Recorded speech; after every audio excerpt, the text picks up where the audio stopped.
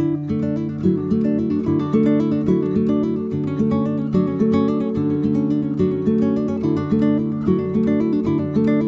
I'm Imran Mirza. I live here in Hyderabad with my wife and two daughters, Sanya and Anam. We've lived here a long time. I belong to this city.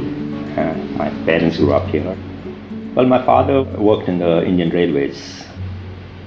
I started off my career as a printer, and I was into printing for almost 15 or 20 years. And after my marriage, it was my wife who took over the printing press while I got into construction. I remember my grandmother was one of a very, very strong lady, and my mother too. In the 60s and the 70s, when women were really not breaking out, that's the time when she would thrive. She was a working woman. She taught in a school. I have a sister who is an architect, and she's actually better qualified than I am. My father made it very clear at that point that there was never ever any difference between the way we were treated as brothers or sisters, and I think that played an important role in developing the kind of psyche that I have today. In fact, I don't think I've ever felt any kind of pressure to have a boy as a son. Or in the last 30 years that we've been married, me and my wife have never ever talked about the fact that we had two girls or that there was any need for a boy. And I think that's very, very old-fashioned. The kids are friends to me. Each one has their own areas of interest, and we let them be. The careers they have chosen are totally things that they have decided upon themselves. I have always loved sport from the time I can't think of life without sport. I played a little bit of tennis and played a bit of cricket as well. Sport has been very much a part of our lives, and I think that probably transcended into Sanya getting into tennis. It was a very normal thing for everyone in the house to try and attempt to play some game. I'm sure a lot of you have already heard of Sanya Mirza. That's my elder daughter. She's the #1 player in the world in doubles. She had a ranking of 27 in the world in singles, which I think was phenomenal.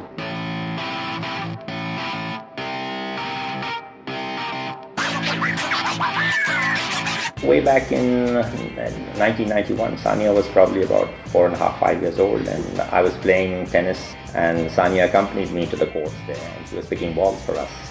And her two cousins were there, and they were bullying her into saying that you can't play this game, this is for boys, literally.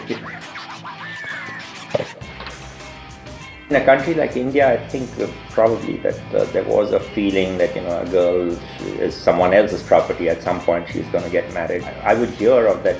There were people talking about the fact that she was a girl and she shouldn't be playing tennis and she shouldn't be playing a sport. It's actually happened to me where my own extended family used to tell my parents, okay, now she's 12 years old, she'll become dark. Now why are you letting her play tennis?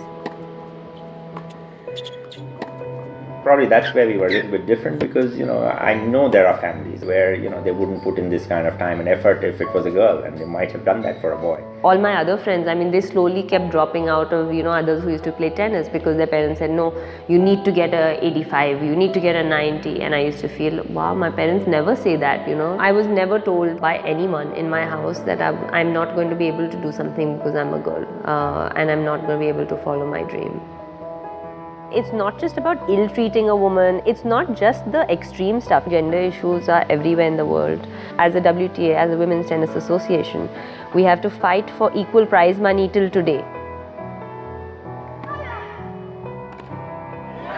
I won Wimbledon last year and I came back, and I was asked straight away 2 days later that, when do I plan to have kids? I've been married for 6 years. That for me is a very big discrimination. There is a conditioning of where people feel that if you're a girl, then you're going to learn how to cook and you're going to get married and then you're going to have a kid and then your life is complete. To make the situation better, it doesn't happen if I alone do it or you alone do it or my dad alone does it. It happens when there's a movement, there's a change in thinking, and that's a cultural change that needs to come. Being recognized as Sanya Mirza's father is one of the greatest thrills of my life. There cannot be a prouder moment for a father, where you are known for the brilliant work that your child has done and achieved in this world.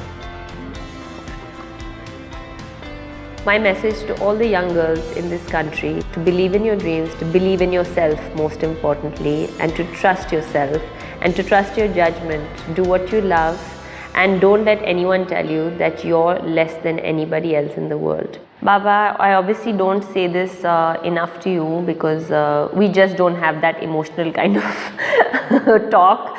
But I want to tell you thank you very much for being the person that you are and the father that you are, but most importantly the friend that you've become. Thank you very much for being my Baba, and I love you.